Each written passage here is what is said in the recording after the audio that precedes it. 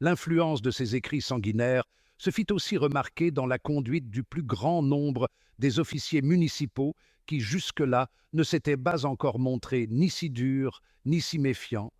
Un jour, après dîner, je venais d'écrire un mémoire de dépenses dans la chambre du conseil et je l'avais renfermé dans un pupitre dont on m'avait donné la clé. À peine fus-je sorti que Marino, officier municipal, dit à ses collègues, quoiqu'il ne fût pas de service, qu'il fallait ouvrir le pupitre, examiner ce qu'il contenait et vérifier si je n'avais pas quelque correspondance avec les ennemis du peuple. « Je le connais bien, ajouta-t-il, et je sais qu'il reçoit des lettres pour le roi. » Puis, accusant ses collègues de ménagement, il les accabla d'injures, les menaça, comme complices, de les dénoncer tous au conseil de la commune, et il sortit pour exécuter ce dessein.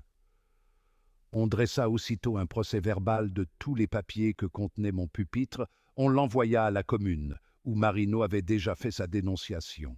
Ce même municipal prétendit un autre jour qu'un damier qu'on me rapportait, et dont j'avais fait raccommoder les cases, du consentement de ses collègues, renfermait une correspondance. Il le défit en entier, et ne trouvant rien, il fit recoller les cases en sa présence. Un jeudi, ma femme et son ami étant venus au temple, comme de coutume, je leur parlais dans la chambre du conseil. La famille royale, qui était à la promenade, nous aperçut, et la reine et madame Élisabeth nous firent un signe de tête. Ce mouvement de simple intérêt fut remarqué de Marino. Il n'en fallut pas davantage pour qu'il fît arrêter ma femme et son ami au moment où elles sortirent de la chambre du conseil. On les interrogea séparément. On demanda à ma femme qui était la dame qui l'accompagnait. Elle répondit « C'est ma sœur ». Interrogée sur le même fait, celle-ci dit être sa cousine. Cette contradiction servit de matière à un long procès-verbal et aux soupçons les plus graves. Marino prétendit que cette dame était un page de la reine déguisé. Enfin, après 3 heures de l'interrogatoire le plus pénible et le plus injurieux, on leur rendit la liberté. Il leur fut encore permis de revenir au temple, mais nous redoublâmes de prudence et de précaution. Je parvenais souvent, dans ces courtes entrevues, à leur remettre des notes écrites avec un crayon qui avait échappé aux recherches des municipaux et que je cachais avec soin. Ces notes étaient relatives à quelques informations demandées par leur majesté. Heureusement, ce jour-là, je n'en avais remis aucune. Si l'on avait trouvé quelques billets sur elles, nous eussions couru tous trois les plus grands dangers. D'autres municipaux se faisaient remarquer par les traits les plus bizarres. L'un faisait rompre des macarons pour voir si l'on n'y avait pas caché quelques billets. Un autre, pour le même objet, ordonna qu'on coupât des pêches devant lui et qu'on en fendît les noyaux. Un troisième me força de boire un jour de l'essence de savon destinée à la barbe du roi, affectant de craindre que ce ne fût du poison. À la fin de chaque repas, madame Élisabeth me donnait à nettoyer un petit couteau à lame d'or. Souvent, les commissaires me l'arrachèrent des mains pour examiner si je n'avais pas glissé quelques papiers au fond de la gaine. Madame Élisabeth m'avait ordonné de renvoyer à madame la duchesse de Sérent un livre de piété. Les municipaux en coupèrent les marges dans la crainte qu'on y eût écrit quelque chose avec une encre particulière. Un d'eux me défendit un jour de monter chez la reine pour la coiffer. Il fallut que sa majesté vînt dans l'appartement du roi et qu'elle apportât elle-même tout ce qui était nécessaire pour sa toilette. Un autre voulut la suivre quand, selon son usage, elle entrait à midi dans la chambre de madame Élisabeth pour quitter sa robe du matin. Je lui représentai l'indécence de ce procédé. Il insista.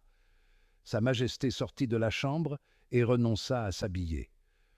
Lorsque je recevais le linge du blanchissage, les municipaux me le faisaient déployer pièce par pièce et l'examinaient au grand jour. Le livre de la blanchisseuse et tout autre papier servant d'enveloppe étaient présentés au feu pour s'assurer qu'il n'y avait aucune écriture secrète. Le linge que quittaient le roi et les princesses était aussi examiné. Quelques municipaux, cependant, n'ont pas partagé la dureté de leurs collègues, mais la plupart, devenus suspects au comité de salut public, sont morts victimes de leur humanité. Ceux qui existent encore ont gémi longtemps dans les prisons. Un jeune homme nommé Toulan, que je croyais, à ses propos, un des plus grands ennemis de la famille royale, vint un jour près de moi et, me serrant la main, dit avec mystère: Je ne peux, me dit-il, parler aujourd'hui à la reine à cause de mes camarades. Prévenez-la que la commission dont elle m'a chargé est faite, que dans quelques jours je serai de service, et qu'alors je lui apporterai la réponse. » Étonné de l'entendre parler ainsi, et craignant qu'il ne me tendît un piège, je lui dis: Monsieur, vous vous trompez en vous adressant à moi pour de pareilles commissions. Non, je ne me trompe pas, répliqua-t-il en me serrant la main avec plus de force, et il se retira. Je rendis compte à la reine de cette conversation. Vous pouvez vous fier à Toulan, me dit-elle. Ce jeune homme fut impliqué depuis dans le procès de cette princesse avec 9 autres officiers municipaux, accusés d'avoir voulu favoriser l'évasion de la reine quand elle était encore au Temple. Toulan périt du dernier supplice. Leur Majesté, renfermée dans la tour depuis 3 mois, n'avait encore vu que des officiers municipaux lorsque, le 1er novembre, on leur annonça une députation de la Convention nationale. Elle était composée de Drouet, maître de poste de Varennes, de Chabot, ex-capucin, de Dubois-Crancé, de Duprat et de 2 autres dont je ne me rappelle pas les noms. La famille royale, et surtout la reine, frémirent d'horreur à la vue de Drouet. Ce député s'assit insolemment près d'elle. À son exemple, Chabot prit un siège. La députation demanda au roi comment il était traité et si on lui donnait les choses nécessaires. « Je ne me plains de rien, » répondit Sa Majesté. « Je demande seulement que la commission fasse remettre à mon valet de chambre ou dépose au Conseil une somme de 2000 livres pour les petites dépenses courantes et qu'on nous fasse parvenir du linge et d'autres vêtements dont nous avons le plus grand besoin. » Les députés le lui promirent, mais rien ne fut envoyé. Quelques jours après, le roi eut une fluxion assez considérable à la tête. Je demandai instamment qu'on fît appeler M. Dubois, dentiste de Sa Majesté. On délibéra 3 jours, et cette demande fut refusée. La fièvre survint. On permit alors à Sa Majesté de consulter M. Lemonnier, son premier médecin. Il serait difficile de peindre la douleur de ce respectable vieillard lorsqu'il vit son maître. La reine et ses enfants ne quittaient presque point le roi pendant le jour, le servaient avec moi et m'aidaient souvent à faire son lit. Je passais les nuits seul auprès de Sa Majesté. Monsieur Lemonnier venait 2 fois par jour, accompagné d'un grand nombre de municipaux. On le fouillait et il ne lui était permis de parler qu'à haute voix. Un jour que le roi prit médecine, Monsieur Lemonnier demanda à rester quelques heures, comme il se tenait debout, pendant que plusieurs municipaux étaient assis, le chapeau sur la tête. Sa Majesté l'engagea à prendre un siège, ce qu'il refusa par respect. Les commissaires en murmurèrent tout haut. La maladie du roi dura 6 jours. Peu de jours après, le jeune prince, qui couchait dans la chambre de Sa Majesté, et que les municipaux n'avaient pas voulu faire transférer dans celle de la reine, eut de la fièvre. La reine en ressentit d'autant plus d'inquiétude qu'elle ne put obtenir, malgré les plus vives instances, de passer la nuit auprès de son fils. Elle lui prodigua les plus tendres soins pendant les instants qu'il lui était permis de rester auprès de lui. La même maladie se communiqua à la reine, à Madame Royale et à Madame Élisabeth. Monsieur Lemonnier obtint la permission de continuer ses visites. Je tombais malade à mon tour.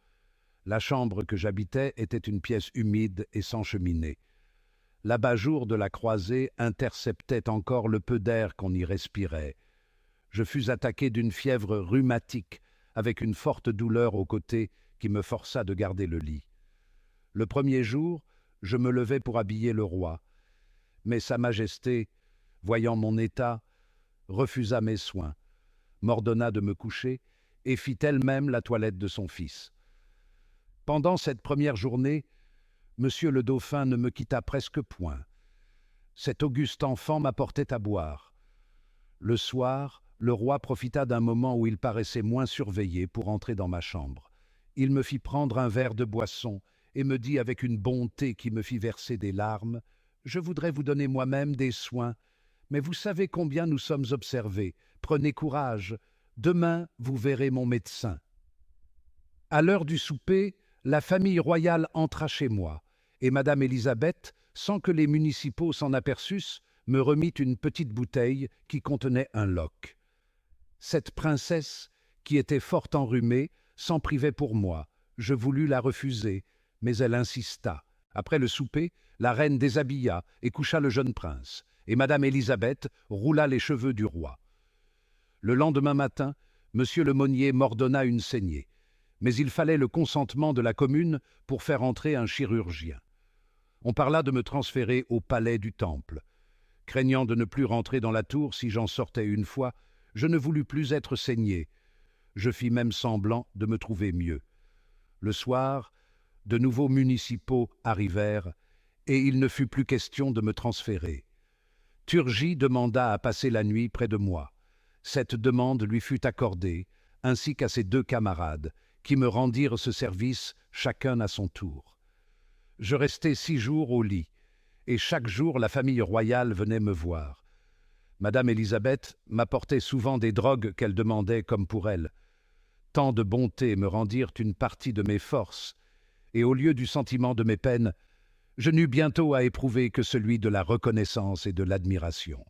Qui n'eût été touché de voir cette auguste famille suspendre, en quelque sorte, le souvenir de ses longues infortunes pour s'occuper d'un de ses serviteurs. Je ne dois pas oublier de rapporter ici un trait de Monsieur le Dauphin, qui prouve jusqu'où allait la bonté de son cœur et combien il profitait des exemples de vertu qu'il avait continuellement sous les yeux. Un soir, après l'avoir couché, je me retirai pour faire place à la reine et aux princesses, qui venaient l'embrasser et lui donner le bonsoir dans son lit. Madame Élisabeth, que la surveillance des municipaux avait empêché de me parler, profita de ce moment pour lui remettre une petite boîte de pastilles d'ipecacuanha, en lui recommandant de me la donner lorsque je reviendrais. Les princesses remontèrent chez elles, le roi passa dans son cabinet et j'allai souper. Je rentrai vers 11 heures dans la chambre du roi pour préparer le lit de Sa Majesté. J'étais seul. Le jeune prince m'appela à voix basse. Je fus très surpris de ne pas le trouver endormi, et craignant qu'il ne fût incommodé, je lui en demandai la cause. « C'est, me dit-il, que ma tante m'a remise une petite boîte pour vous, et je n'ai pas voulu m'endormir sans vous la donner. Il était temps que vous vinssiez, car mes yeux se sont déjà fermés plusieurs fois. » Les miens se remplirent de larmes. Il s'en aperçut, m'embrassa, et 2 minutes après, il dormait profondément. Souvent, par ses naïvetés, l'enjouement de son caractère et ses petites espiègleries, il faisait oublier à ses augustes parents leur douloureuse situation. Mais il la sentait lui-même. Il se reconnaissait, quoique si jeune, dans une prison et se voyait surveillé par des ennemis. Sa conduite et ses propos avaient repris cette réserve que l'instinct, quand il s'agit d'un danger, inspire peut-être à tout âge. Jamais je ne l'ai entendu parler, ni des Tuileries, ni de Versailles, ni d'aucun objet qui aurait pu rappeler à la reine ou au roi quelque affligeant souvenir. Voyait-il arriver un municipal plus honnête que ses collègues, il courait au-devant de la reine, s'empressait de le lui annoncer et lui disait avec l'expression du contentement le plus marqué « Maman, c'est aujourd'hui monsieur un tel. » Un jour, comme il avait les yeux fixés sur un municipal qu'il dit reconnaître, celui-ci lui demanda dans quel endroit il l'avait vu. Le jeune prince refusa constamment de répondre. Puis, se penchant vers la reine, il lui dit à voix basse « C'est dans notre voyage de Varennes. » Le trait suivant offre une nouvelle preuve de sa sensibilité. Un tailleur de pierre était occupé à faire des trous à la porte de l'antichambre pour y placer d'énormes verrous. Le jeune prince, pendant que cet ouvrier déjeunait, s'amusait avec ses outils. Le roi prit des mains de son fils le marteau et le ciseau, lui montrant comment il fallait s'y prendre. Il s'en servit pendant quelques moments. Le maçon, attendri de voir ainsi le roi travailler, dit à Sa Majesté « Quand vous sortirez de cette tour, vous pourrez dire que vous avez travaillé vous-même à votre prison. »« Ah !» répondit le roi. « Quand et comment en sortirai-je » Monsieur le Dauphin versa des larmes. Le roi laissa tomber le ciseau et le marteau, et rentrant dans sa chambre, il s'y promena à grands pas. Le 2 décembre, la municipalité du 10 août fut remplacée par une autre sous le titre de municipalité provisoire. Beaucoup de municipaux furent réélus. Je crus d'abord que cette nouvelle municipalité serait mieux composée que l'ancienne, et j'espérais quelques changements favorables dans le régime de la prison. Je fus trompé dans mon attente.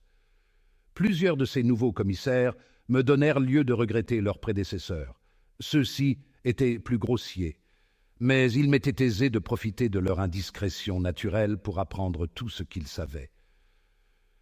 Je dus étudier les commissaires de cette nouvelle municipalité pour distinguer leur conduite et leur caractère. Les premiers étaient plus insolents, la méchanceté des seconds était bien plus réfléchie. Jusqu'à cette époque, il n'y avait eu auprès du roi qu'un seul municipal et un autre auprès de la reine. La nouvelle municipalité ordonna qu'il y en aurait deux, et dès lors, il me fut beaucoup plus difficile de parler au roi et aux princesses. D'un autre côté, le conseil, qui jusque-là s'était tenu dans une des salles du palais du Temple, fut transféré dans une pièce de la tour au rez-de-chaussée. Les nouveaux municipaux voulaient surpasser le zèle des anciens, et ce zèle ne fut qu'une émulation de tyrannie. Le 7 décembre, un municipal, à la tête d'une députation de la commune, vint lire au roi un arrêté qui ordonnait d'ôter aux détenus couteaux, rasoirs, ciseaux, canifs et tous autres instruments tranchants dont on prive les prisonniers présumés criminels, et d'en faire la plus exacte recherche, tant sur leur personne que dans leurs appartements. Pendant cette lecture, le municipal avait la voix altérée. Il était aisé de s'apercevoir de la violence qu'il se faisait à lui-même, et il a prouvé depuis, par sa conduite, qu'il n'avait consenti à être envoyé au temple que pour chercher à être utile à la famille royale. Le roi tira de ses poches un couteau et un petit nécessaire en maroquin rouge. Il en ôta des ciseaux et un canif. Les municipaux firent les recherches les plus exactes dans l'appartement, prirent les rasoirs, le compas à rouler les cheveux, le couteau de toilette, de petits instruments pour nettoyer les dents et d'autres objets en or et en argent. De semblables recherches eurent lieu dans ma chambre, et il me fut ordonné de me fouiller. Les municipaux montèrent ensuite chez la reine, lurent aux 3 princesses le même arrêté, et enlevèrent jusqu'aux petits meubles utiles à leur travail. 1 heure après, on me fit descendre à la chambre du conseil, et l'on me demanda si je n'avais pas connaissance des objets qui étaient restés dans le nécessaire que le roi avait remis dans sa poche. « Je vous ordonne, me dit un municipal nommé Sermaize, de reprendre ce soir le nécessaire. »« Ce n'est point à moi, lui répondis-je, à mettre à exécution les arrêtés de la commune, ni à fouiller dans les poches du roi. »« Cléry a raison, dit un autre municipal, c'était à vous, en s'adressant à Sermaize, à faire cette recherche. » Un dresse procès-verbal de tous les objets enlevés à la famille royale, et on les distribua en paquets que l'on cacheta. On m'ordonna ensuite de mettre ma signature au bas d'un arrêté qui m'enjoignait d'avertir le conseil si je trouvais sur le roi, sur les princesses ou dans leur appartement des instruments tranchants. Ces différentes pièces furent envoyées à la commune. On pourrait voir, en compulsant les registres du conseil du Temple, que j'ai été souvent forcé de signer des arrêtés et des demandes dont j'étais bien éloigné d'approuver la forme et la rédaction. Je n'ai jamais rien signé, rien dit, rien fait, que d'après les ordres précis du roi ou de la reine. Un refus de ma part m'aurait éloigné de leur majesté auquel j'avais consacré mon existence. Ma signature, au bas de certains arrêtés, n'avait d'autre objet que de faire connaître que ces pièces m'avaient été lues. Le même Sermaize dont je viens de parler me conduisit alors dans l'appartement de Sa Majesté. Le roi était assis près de la cheminée, les pincettes à la main. Sermaize lui demanda, de la part du conseil, à voir ce qui était resté dans le nécessaire. Le roi le tira de sa poche et l'ouvrit. Il y avait un tournevis, un tire-bouche et un petit briquet. Sermaize les fit remettre. « Ces pincettes que je tiens en main ne sont-elles pas aussi un instrument tranchant ?» lui dit le roi en lui tournant le dos. Ce municipal étant descendu, j'eus occasion de rendre compte à Sa Majesté de tout ce qui s'était passé au Conseil relativement à cette seconde recherche. Au moment du dîner, il s'éleva une contestation entre les commissaires. Les uns s'opposaient à ce que la famille royale se servît de fourchettes et de couteaux, d'autres consentaient à laisser les fourchettes. Enfin, il fut décidé qu'on ne ferait aucun changement, mais qu'on enlèverait les couteaux et les fourchettes à la fin de chaque repas. La privation des petits meubles enlevés aux princesses leur devint d'autant plus sensible qu'elles furent obligées de renoncer à différents ouvrages qui jusqu'alors avaient servi à les distraire dans les longues journées d'une prison. Un jour, Madame Élisabeth cousait les habits du roi, et n'ayant point de ciseaux, elle rompait le fil avec ses dents. « Quel contraste !» lui dit le roi qui la fixait avec attendrissement. « Il ne vous manquait rien dans votre jolie maison de Montreuil. »« Ah, mon frère, répondit-elle, puis-je avoir des regrets quand je partage vos malheurs ?» Cependant, chaque jour amenait de nouveaux arrêtés dont chacun était une nouvelle tyrannie. La brusquerie et la dureté des municipaux envers moi étaient plus remarquables que jamais. On venait de renouveler aux 3 serviteurs la défense de me parler, et tout me faisait craindre quelque nouveau malheur. La reine et Madame Élisabeth, frappées du même pressentiment, me demandaient sans cesse des nouvelles, et je ne pouvais leur en donner. Je n'attendais ma femme que dans 3 jours. Mon impatience était extrême. Enfin, le jeudi, ma femme arriva. On me fit descendre au conseil. Elle affecta de me parler à haute voix pour éloigner les soupçons de nos nouveaux surveillants. Et pendant qu'elle me donnait des détails sur nos affaires domestiques, « Mardi prochain, me dit son ami, on conduit le roi à la Convention. Le procès va commencer. Sa Majesté pourra prendre un conseil. Tout cela est certain. » Je ne savais comment annoncer directement au roi cette affreuse nouvelle. J'aurais voulu en instruire d'abord la reine ou Madame Élisabeth, mais j'étais dans les plus vives alarmes. Le temps pressait, et le roi m'avait défendu de lui rien cacher. Le soir, en le déshabillant, je lui rendis compte de tout ce que j'avais appris. Je lui fis même pressentir qu'on avait le projet, pendant le procès, de le séparer de sa famille, et j'ajoutai qu'il n'y avait plus que 4 jours pour concerter avec la reine quelque manière de correspondre avec elle. Je l'assurai que j'étais décidé à tout entreprendre pour lui en faciliter les moyens. L'arrivée du municipal ne me permit pas d'en dire davantage et empêcha Sa Majesté de me répondre. Le lendemain, au lever du roi, je ne pus trouver l'instant de lui parler. Il monta avec son fils pour déjeuner chez les princesses. Je l'y suivis. Après le déjeuner, il causa assez longuement avec la reine, qui, par un regard plein de douleur, me fit comprendre qu'il était question de tout ce que j'avais dit au roi. Je trouvai, dans le courant de la journée, une occasion d'entretenir Madame Élisabeth. Je lui peignis combien il m'en avait coûté d'augmenter les peines du roi, en l'instruisant du jour où l'on devait commencer son procès. Elle me rassura en me disant que le roi était sensible à cette marque d'attachement de ma part. Ce qui l'afflige le plus, ajouta-t-elle, c'est la crainte d'être séparé de nous. Tâchez d'avoir encore quelques renseignements. Le soir, le roi me témoigna combien il était satisfait d'avoir appris d'avance qu'il devait paraître à la Convention. Continuez, me dit-il, de chercher à découvrir quelque chose sur ce qu'ils veulent faire de moi. Ne craignez jamais de m'affliger. Je suis convenu avec ma famille de ne pas paraître instruit, pour ne pas vous compromettre. Plus le moment du procès approchait, et plus on me montrait de défiance. Les municipaux ne répondaient à aucune de mes questions. J'avais déjà employé inutilement différents prétextes pour descendre au conseil où j'aurais pu me procurer de nouveaux détails à communiquer au roi, lorsqu'une commission chargée de vérifier les dépenses de la famille royale vint au temple. On fut obligé de me faire descendre pour donner des renseignements. J'appris, par un municipal bien intentionné, que la séparation du roi d'avec sa famille, arrêtée seulement par la commune, n'avait point encore été prononcée par l'Assemblée nationale.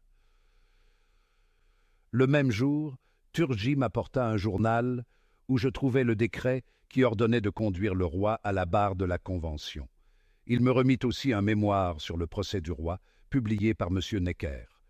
Je n'eus d'autre moyen pour communiquer ce journal et ce mémoire à la famille royale que de les cacher sous un des meubles dans le cabinet de garde-robe après en avoir prévenu le roi et les princesses. Le 1er décembre 1792, dès 5 heures du matin, on entendit battre la générale dans tout Paris, et l'on fit entrer de la cavalerie et du canon dans le jardin du Temple. Ce bruit aurait cruellement alarmé la famille royale si elle n'en avait pas connu la cause.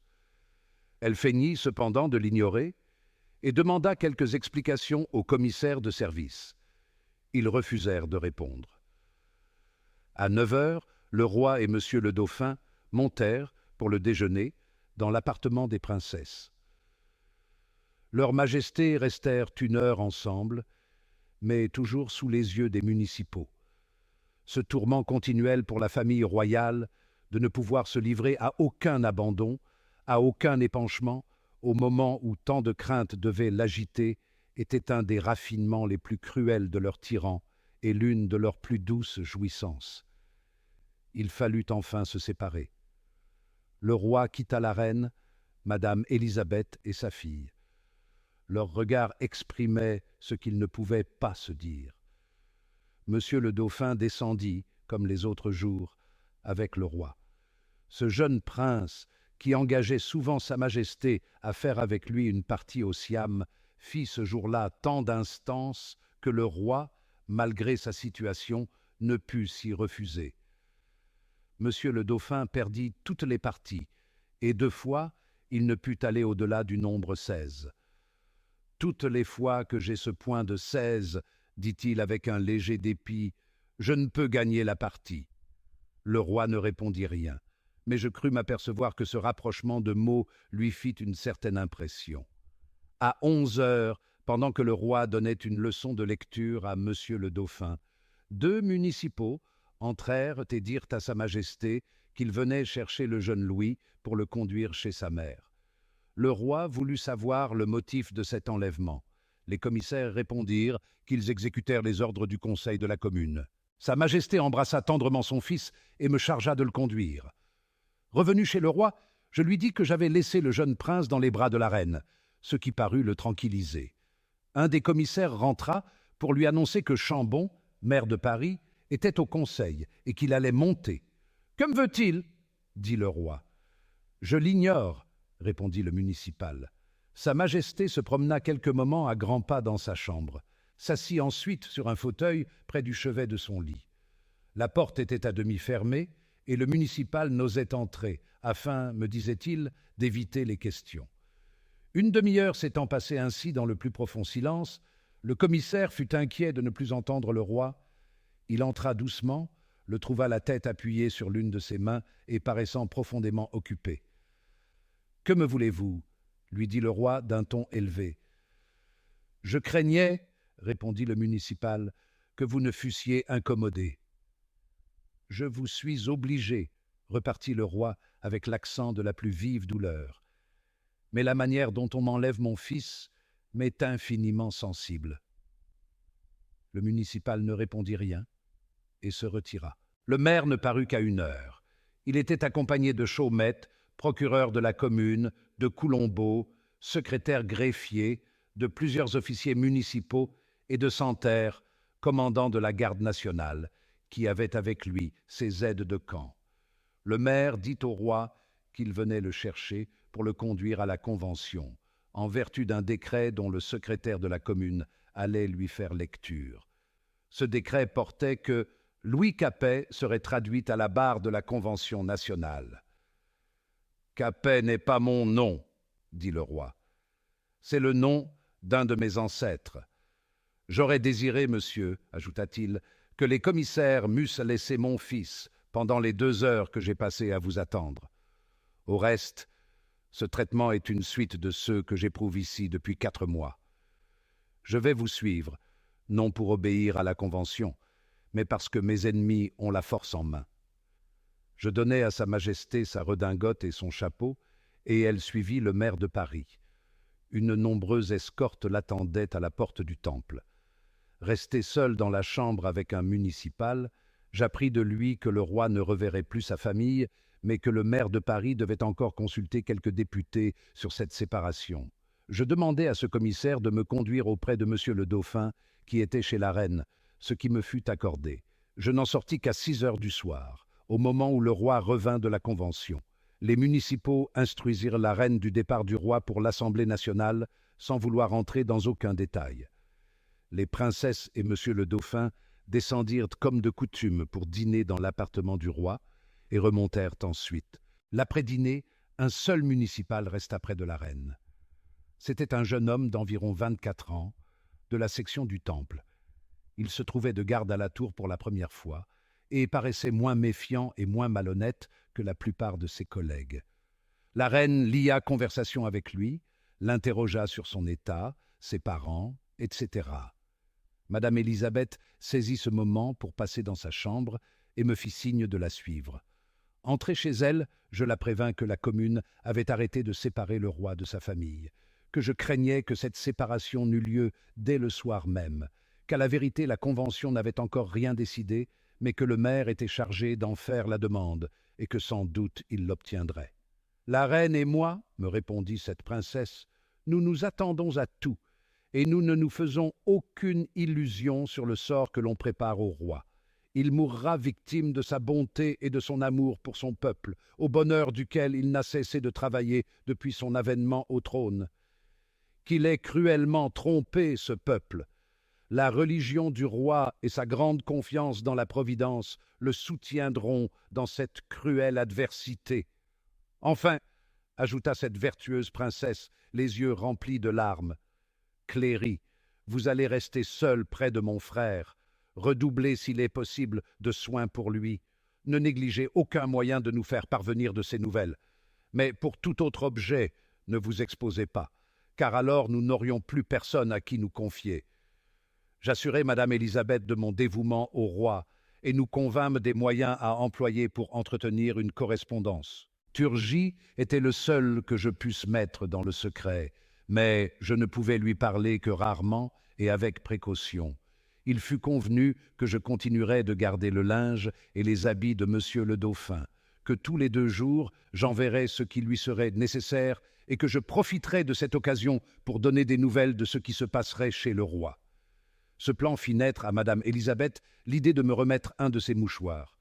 « Vous le retiendrez, me dit-elle, tant que mon frère se portera bien. S'il arrivait qu'il fût malade, vous me l'enverriez dans le linge de mon neveu. » La manière de le plier devait indiquer le genre de maladie. La douleur de cette princesse en me parlant du roi, son indifférence sur sa situation personnelle, le prix qu'elle daignait attacher à mes faibles services auprès de sa majesté, tout m'émut profondément. « Avez-vous entendu parler de la reine? Que pourrait-on lui reprocher? » ?»« Non, madame. »« Mais que peut-on reprocher au roi? »« Oh, rien, non, rien. Mais peut-être regarde-t-il le roi comme une victime nécessaire à leur sûreté? La reine, au contraire, et ses enfants ne seraient pas un obstacle à leur ambition? Je pris la liberté de lui observer que, sans doute, le roi ne serait condamné qu'à la déportation, que j'en avais entendu parler, et que l'Espagne n'ayant pas déclaré la guerre, il était vraisemblable qu'on y conduirait le roi et sa famille. « Je n'ai aucun espoir, me dit-elle, que le roi soit sauvé. » Je crus devoir ajouter que les puissances étrangères s'occupaient des moyens de tirer le roi de sa prison, que monsieur et monseigneur le comte d'Artois rassemblaient de nouveau tous les émigrés autour d'eux et devaient les réunir aux troupes autrichiennes et prussiennes, que l'Espagne et l'Angleterre feraient des démarches, que toute l'Europe était intéressée à prévenir la mort du roi et qu'ainsi la Convention aurait de ces sérieuses réflexions à faire avant de prononcer sur le sort de sa majesté. Cette conversation durait depuis 1 heure, lorsque madame Élisabeth, à qui je n'avais jamais parlé aussi longtemps, craignant l'arrivée des nouveaux municipaux, me quitta pour rentrer dans la chambre de la reine. Tison et sa femme, qui me surveillaient sans cesse, observèrent que j'étais resté longtemps chez madame Élisabeth, et qu'il était à craindre que le commissaire ne s'en fût aperçu. Je leur répondis que cette princesse m'avait entretenu de son neveu, qui probablement demeurerait désormais auprès de sa mère. Un instant après, je rentrai dans la chambre de la reine, à qui madame Élisabeth venait de faire part de sa conversation avec moi et des moyens que nous avions concertés pour ménager une correspondance. Sa Majesté daigna m'en témoigner sa satisfaction. À 6 heures, les commissaires me firent descendre au conseil. Ils me lurent un arrêté de la commune qui m'ordonnait de ne plus avoir aucune communication avec les 3 princesses ni avec le jeune prince, parce que j'étais destiné à servir le roi seul. Il fut même arrêté dans ce premier moment pour mettre en quelque sorte le roi au secret, que je ne coucherais point dans son appartement. Je devais loger dans la petite tour et n'être conduit chez Sa Majesté qu'au moment où elle aurait besoin de moi. À 6h30, le roi arriva. Il paraissait fatigué, et son premier soin fut de demander qu'on le conduisît chez sa famille. On s'y refusa sous prétexte qu'on n'avait point d'ordre. Il insista pour qu'au moins on la prévînt de son retour, ce qu'on lui promit. Le roi m'ordonna de demander son souper pour 8h30. Il employa ces 2 heures d'intervalle à sa lecture ordinaire, toujours entouré de 4 municipaux. À 8h30, j'allais prévenir Sa Majesté que le souper était servi.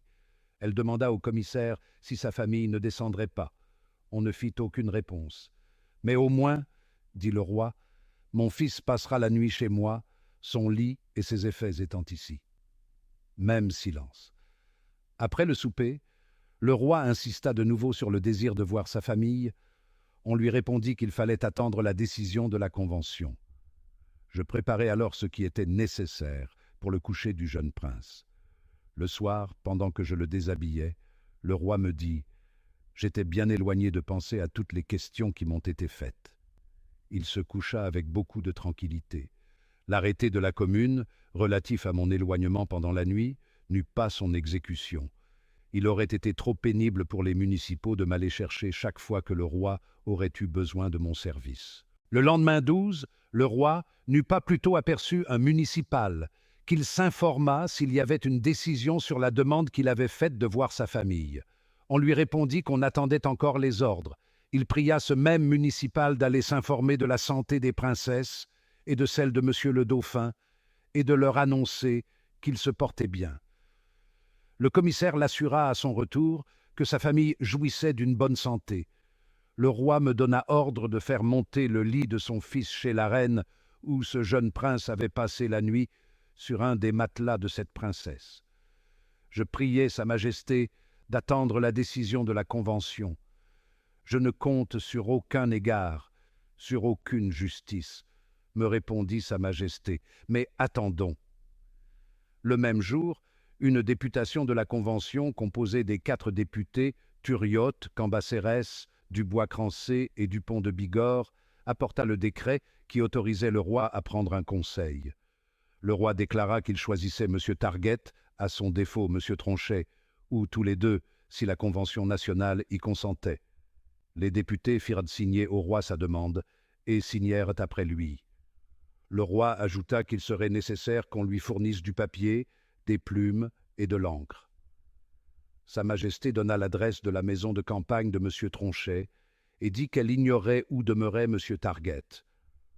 Le 13 au matin, la même députation revint au temple et dit au roi que M. Target avait refusé d'être son conseil, que l'on avait envoyé chercher M. Tronchet et que, sans doute, il viendrait dans la journée.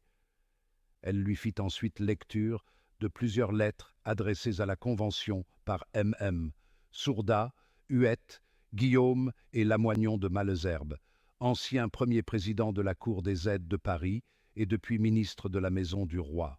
La lettre de M. de Malesherbes était conçue en ces termes.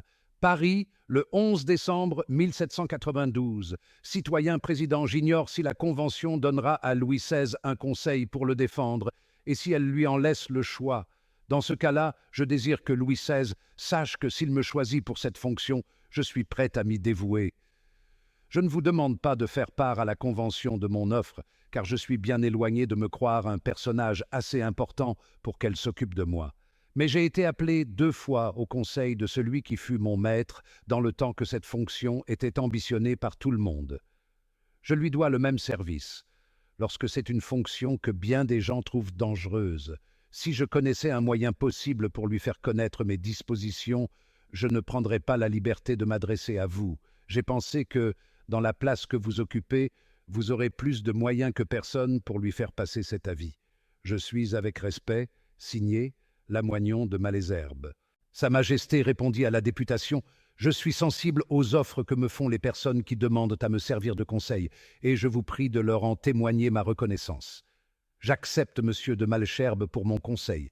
Si monsieur Tronchet ne peut me prêter ses services, je me concerterai avec monsieur de Malesherbes pour en choisir un autre.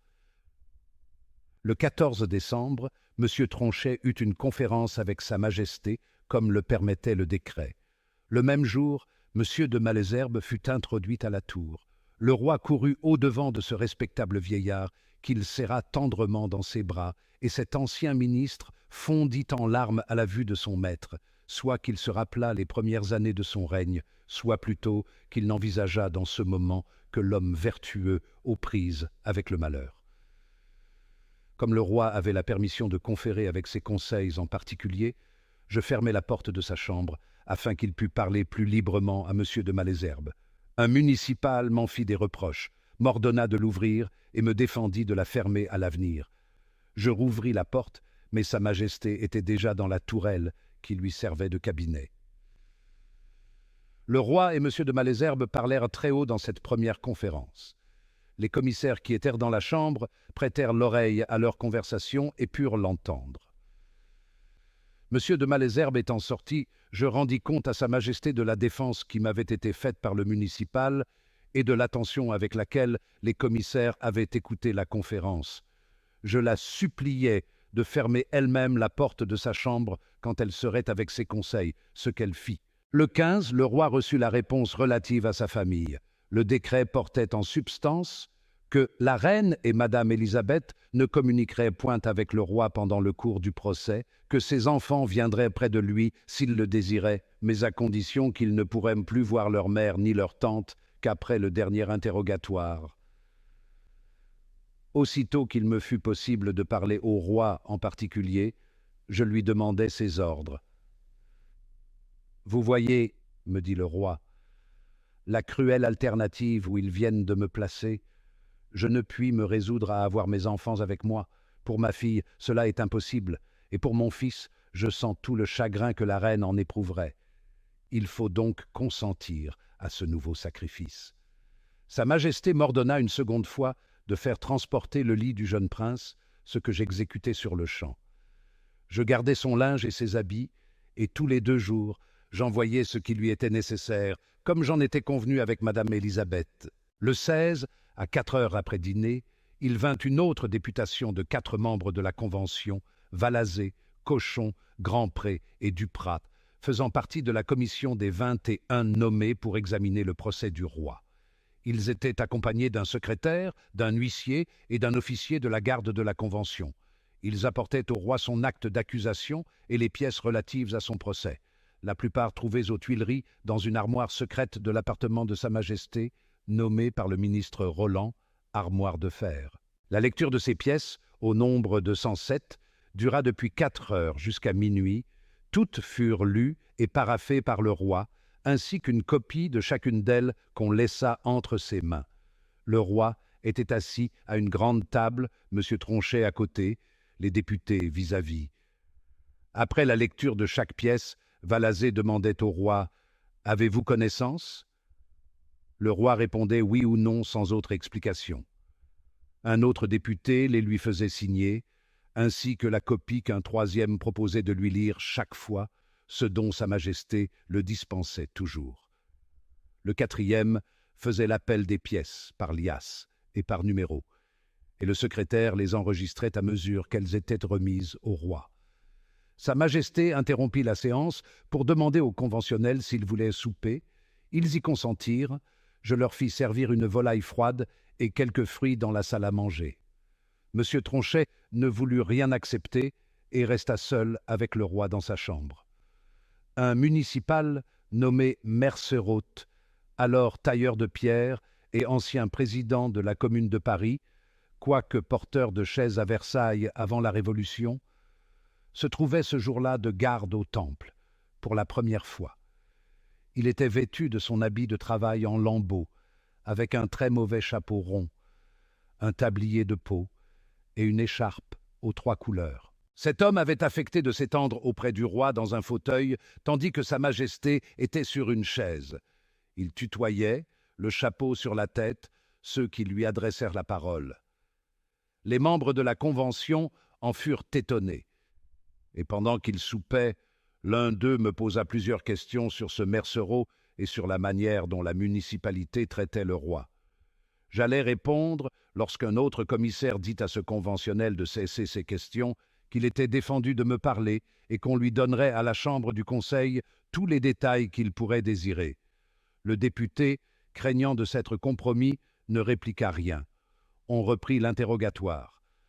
Dans le nombre des pièces qu'on lui présentait, Sa Majesté aperçut la déclaration qu'elle fit à son retour de Varennes, lorsque M. Tronchet, Barnave et Duport furent nommés par l'Assemblée constituante pour la recevoir. Cette déclaration était signée du roi et des députés.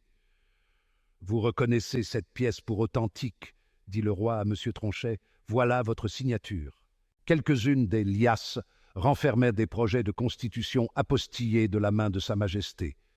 Plusieurs de ces notes étaient écrites avec de l'encre, d'autres avec un crayon. On présenta aussi au roi des registres de la police, dans lesquels étaient consignées des dénonciations faites et signées par des serviteurs de Sa Majesté. Cette ingratitude parut l'affecter beaucoup. Les délateurs n'avaient feint de rendre compte de ce qui se passait chez le roi ou chez la reine au château des Tuileries que pour donner plus de vraisemblance à leur calomnie. Lorsque la députation fut sortie, le roi prit quelque nourriture et se coucha, sans se plaindre de la fatigue qu'il avait éprouvée. Il me demanda seulement si l'on avait retardé le souper de sa famille. Sur ma réponse négative, j'aurais craint, dit-il, que ce retard ne lui eût donné de l'inquiétude. Il eut même la bonté de me faire un reproche de ce que je n'avais pas soupé avant lui. Quelques jours après, les 4 députés membres de la commission de 21 revinrent au temple. Ils firent lecture au roi de 50 et une nouvelle pièce qu'il signa et parapha, comme les précédentes, ce qui faisait en tout 158 pièces dont on lui laissa les copies. Depuis le 14 jusqu'au 26 décembre, le roi vit régulièrement ses conseils. Il venait à 5 heures du soir et se retirait à 9. Monsieur de Sèze leur fut adjoint. Tous les matins, Monsieur de Malesherbes apportait à Sa Majesté les papiers nouvelles et les opinions imprimées des députés relatives à son procès. Il préparait le travail de chaque soirée et restait avec Sa Majesté 1 heure ou 2. Le roi daignait souvent me donner à lire quelques-unes de ses opinions et me disait ensuite « Comment trouvez-vous l'opinion d'un tel ?» « Je manque de termes pour exprimer mon indignation, répondais-je à Sa Majesté. Mais vous, sire, comment pouvez-vous lire tout cela sans horreur ? Je vois jusqu'où va la méchanceté des hommes, me disait le roi, et je ne croyais pas qu'il s'en trouvât de semblables. Sa Majesté ne se couchait jamais sans avoir lu ces différentes pièces, et pour ne pas compromettre M. de Malesherbes, elle avait ensuite la précaution de les brûler elle-même dans le poêle de son cabinet. J'avais déjà trouvé un moment favorable pour parler à Turgy et pour le charger de faire passer à Madame Élisabeth des nouvelles du roi. Turgy me prévint le lendemain que cette princesse, en lui rendant sa serviette après le dîner, lui avait glissé un petit papier écrit avec des piqûres d'épingles, par lequel elle me disait de prier le roi de lui écrire un mot de sa main. Le même soir, je fis part à Sa Majesté du désir de Madame Élisabeth. Comme on lui avait donné du papier et de l'encre depuis le commencement de son procès, le roi écrivit à sa sœur un billet décacheté, en me disant qu'il ne contenait rien qui pût me compromettre et que j'en prisse lecture. Sur ce dernier point, je suppliai Sa Majesté de me dispenser pour la première fois de lui obéir. Le lendemain, je remis le billet à Turgy, qui me rapporta la réponse dans un peloton de fil qu'il jeta sous mon lit en passant près de la porte de ma chambre. Sa Majesté vit avec beaucoup de plaisir que ce moyen d'avoir des nouvelles de sa famille eût réussi.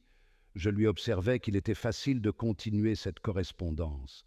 Le roi me remettait les billets, j'avais soin d'en diminuer le volume et de les couvrir de fils de coton. Turgy les trouvait dans l'armoire où étaient les assiettes pour le service de la table et se servait de différents moyens pour me rendre les réponses. Lorsque je les donnais au roi, il me disait toujours avec bonté « Prenez garde, c'est trop vous exposer. » La bougie que me faisaient remettre les commissaires était en paquets ficelés. Lorsque j'eus de la ficelle en assez grande quantité, j'annonçai au roi qu'il ne tenait qu'à lui de donner plus d'activité à sa correspondance, en faisant passer une partie de cette ficelle à Madame Élisabeth, qui était logée au-dessus de moi, et dont la fenêtre répondait perpendiculairement à celle d'un petit corridor qui communiquait à ma chambre. La princesse, pendant la nuit, pouvait attacher ses lettres à cette ficelle et les laisser glisser jusqu'à la fenêtre qui était au-dessous de la sienne. Un abat-jour en forme de hotte, placé à chaque fenêtre, ne permettait pas de craindre que les lettres pussent tomber dans le jardin. Le même moyen pouvait servir à la princesse pour recevoir des réponses. On pouvait aussi attacher à la ficelle un peu de papier et d'encre dont les princesses étaient privées. Voilà un bon projet, me dit Sa Majesté.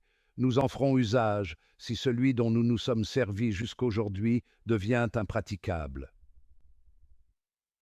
Effectivement, le roi l'employa dans la suite.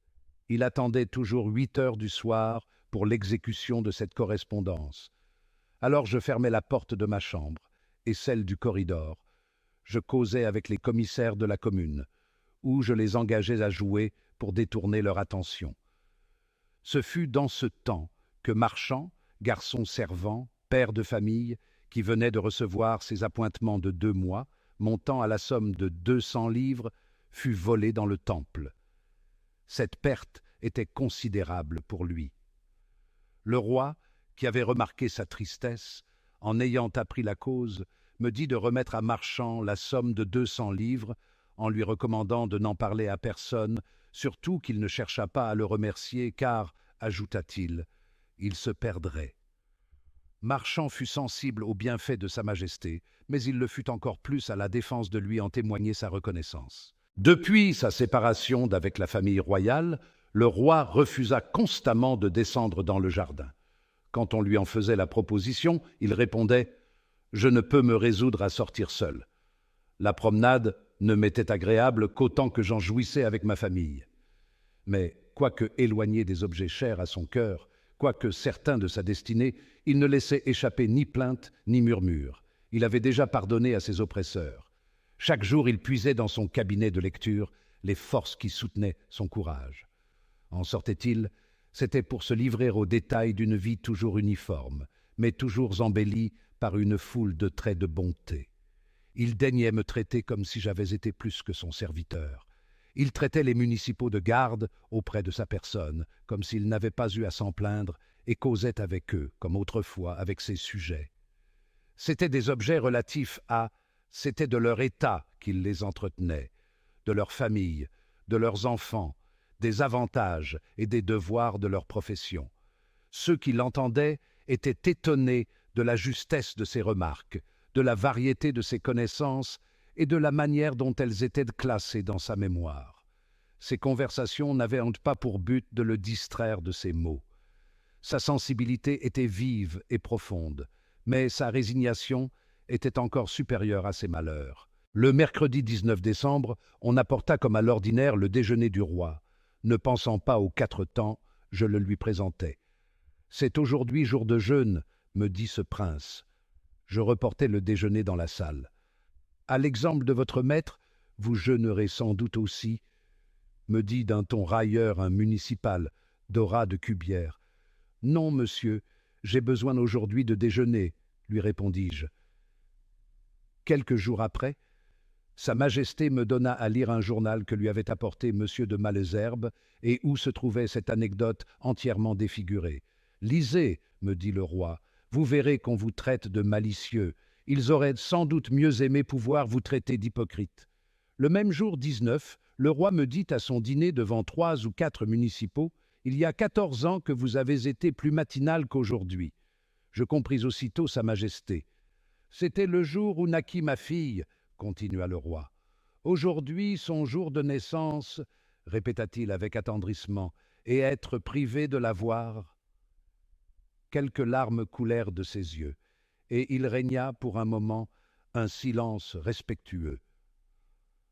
Madame royale, ayant désiré un almanach dans la forme du petit calendrier de la cour, Le roi me chargea de l'acheter et de faire emplette pour lui de l'almanach de la République qui avait remplacé l'almanach royal. Il le parcourait souvent et en notait les noms avec un crayon. Le roi devait bientôt paraître pour la seconde fois à la barre de la Convention.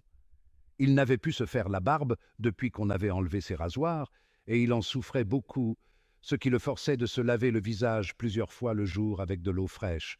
Le roi me dit de me procurer des ciseaux ou un rasoir, mais qu'il ne voulait pas en parler lui-même aux municipaux. Je pris la liberté de lui observer que s'il paraissait ainsi à l'Assemblée, le peuple verrait au moins avec quelle barbarie en agissait le Conseil général. Je ne dois pas, me répondit Sa Majesté, chercher à intéresser sur mon sort. Je m'adressai au commissaire, et la commune décida le lendemain qu'on rendrait les rasoirs du roi, mais qu'il ne pourrait s'en servir qu'en présence de 2 municipaux. Les 3 jours qui précédèrent Noël, le roi écrivit plus qu'à l'ordinaire. On avait alors le projet de le faire rester au feuillant 1 jour ou 2 pour le juger sans désemparer. On m'avait même donné l'ordre de me préparer à le suivre et de disposer ce qui pourrait lui être nécessaire, mais ce plan fut changé. Ce fut le jour de Noël que Sa Majesté écrivit son testament. Je l'ai lu et copié à l'époque où il fut remis au Conseil du Temple. Il était écrit en entier de la main du roi, avec quelques ratures. Je crois devoir rapporter ici ce monument déjà célèbre de son innocence et de sa piété. Au nom de la très sainte Trinité, du Père et du Fils et du Saint-Esprit. Aujourd'hui, 25e jour de décembre 1792, moi Louis, 16e du nom, roi de France, étant depuis plus de 4 mois enfermé avec ma famille dans la tour du Temple à Paris par ceux qui étaient de mes sujets, et privé de toute communication quelconque, même depuis le 11 du courant avec ma famille, de plus impliqué dans un procès dont il est impossible de prévoir l'issue à cause des passions des hommes et dont on ne trouve aucun prétexte ni moyen dans aucune loi existante, n'ayant que Dieu pour témoin de mes pensées, je déclare ici en sa présence mes dernières volontés et mes sentiments. Je laisse mon âme à Dieu, mon Créateur. Je le prie de la recevoir dans sa miséricorde, de ne pas la juger d'après ses mérites, mais par ceux de notre Seigneur Jésus-Christ, qui s'est offert en sacrifice à Dieu son Père pour nous autres hommes, quelque indignes que nous en fussions et moi, le premier. Je meurs dans l'union de notre Sainte Mère, l'Église catholique, apostolique et romaine, qui tient ses pouvoirs par une succession non interrompue de Saint-Pierre auxquels Jésus-Christ les avait confiés. Je crois fermement et je confesse tout ce qui est contenu dans le symbole et les commandements de Dieu et de l'Église, les sacrements et les mystères, tels que l'Église catholique les enseigne et les a toujours enseignés. Je n'ai jamais prétendu me rendre juge dans les différentes manières d'expliquer les dogmes qui déchirent l'Église de Jésus-Christ, mais je m'en suis rapporté et rapporterai toujours, si Dieu m'accorde vie, aux décisions que les supérieurs ecclésiastiques, unis à la Sainte Église catholique, donnent et donneront conformément à la discipline de l'Église, suivie depuis Jésus-Christ. Je plains de tout mon cœur nos frères qui peuvent être dans l'erreur, mais je ne prétends pas les juger, et je ne les aime pas moins tous en Jésus-Christ, suivant ce que la charité chrétienne nous enseigne. Je prie Dieu de me pardonner tous mes péchés. J'ai cherché à les connaître scrupuleusement, à les détester et à m'humilier en sa présence. Ne pouvant me servir du ministère d'un prêtre catholique, je prie Dieu de recevoir la confession que je lui en ai faite et surtout le repentir profond que j'ai d'avoir mis mon nom, quoique cela fût contre ma volonté, à des actes qui peuvent être contraires à la discipline et à la croyance de l'Église catholique, à laquelle je suis toujours resté sincèrement uni de cœur. Je prie Dieu de recevoir la ferme résolution où je suis, s'il m'accorde vie, de me servir, aussitôt que je le pourrai, du ministère d'un prêtre catholique pour m'accuser de tous mes péchés et recevoir le sacrement de pénitence.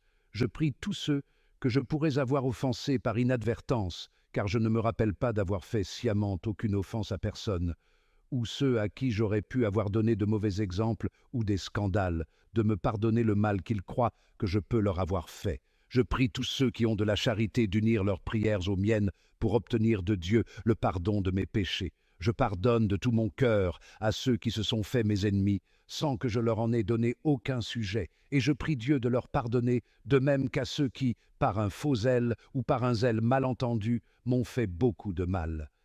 Je recommande à Dieu ma femme et mes enfants, ma sœur, mes tantes, mes frères et tous ceux qui me sont attachés par le lien du sang ou par quelque autre manière que ce puisse être. Je prie Dieu, particulièrement, de jeter des yeux de miséricorde sur ma femme, mes enfants et ma sœur, qui souffrent depuis longtemps avec moi, de les soutenir par sa grâce s'ils viennent à me perdre et tant qu'ils resteront dans ce monde périssable. Je recommande mes enfants à ma femme. Je n'ai jamais douté de sa tendresse maternelle pour eux. Je lui recommande surtout d'en faire de bons chrétiens et d'honnêtes hommes, de ne leur faire regarder les grandeurs de ce monde-ci, s'ils sont condamnés à les éprouver, que comme des biens dangereux et périssables, et de tourner leur regard vers la seule gloire solide et durable de l'éternité. Je prie ma sœur de vouloir continuer sa tendresse à mes enfants et de leur tenir lieu de mère, s'ils avaient le malheur de perdre la leur. Je prie ma femme de me pardonner tous les maux qu'elle souffre pour moi, et les chagrins que je pourrais lui avoir donnés dans le cours de notre union, comme elle peut être sûre que je ne garde rien contre elle, si elle croyait avoir quelque chose à se reprocher. Je recommande bien vivement à mes enfants, après ce qu'ils doivent à Dieu, qui doit marcher avant tout, de rester toujours unis entre eux, soumis et obéissants à leur mère, et reconnaissant de tous les soins et les peines qu'elle se donne pour eux et en mémoire de moi. Je les prie de regarder ma sœur comme une seconde mère.